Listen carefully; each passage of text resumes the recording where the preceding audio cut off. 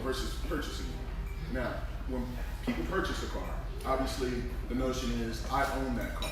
But if you miss 2 or 3 payments, what happens? Do you really own that car? Or does the bank own that car? Well, you miss 2 or 3 payments and then find out that there's a loud noise in the middle of the night and your car's on the way into the sunset. That's what that's all about in regards to financing.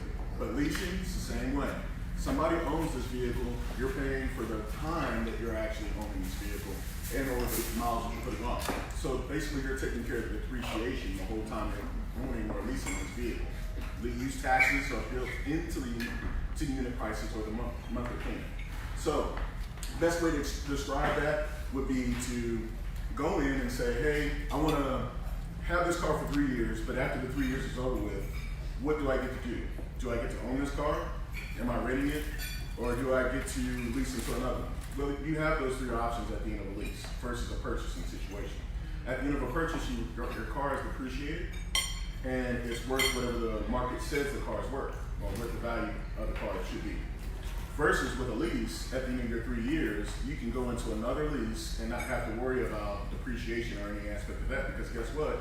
You get to walk away from it, or you can lease it to another vehicle, any mileage, overage that you might have incurred, because I know that's another part of the lease that a lot of people don't like is going over miles.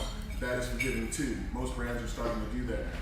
So at the end of that 3-year lease, you can get into another vehicle, your warranty's retained, you're not having to worry about paying out of pocket for any kind of repairs or anything like that. So from a person looking from a fleet aspect, somebody needs a couple of vans, a couple of cars, whatnot, you're not having to worry about constantly keeping up the upkeep or maintenance, because most of the time those are involved with leases as well.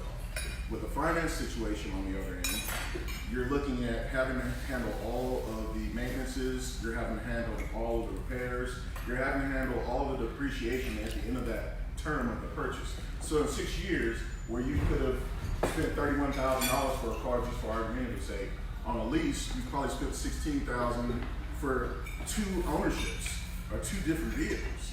So you have those practices in place where you can actually go in, lease a vehicle versus purchasing one. It all depends on what you're trying to do. Now, there are some misconceptions in regards to a lease, especially when you're looking at a vehicle that you're going to be needing for a business, for example. We had a lot of LabCorp associates that come through and buy Jetta Sport wagons back in the day, and they used to carry a lot of the specimens back and forth from business to business and things like that. In the beginning, they were purchasing these cars. Well, after those 6 years was up for them using it, they've had extensive repairs, things were falling apart, things were going bad with the vehicles, and then they had to actually come out of pocket. But when they switched over to the leasing program, they were able to get out of their car after 2 or 3 years. The car's always fresh. You don't have to worry about maintenance, because they just come in, drop off the key, and the car will be done within an hour or whatever time it was for their oil change, whatever it was getting done. And at the end of the 3 years, they can get into another batch of cars, not having to worry about having an in-house salesman go sell these vehicles, come in and get another batch of these cars, and they were on and running, keeping their business flowing. So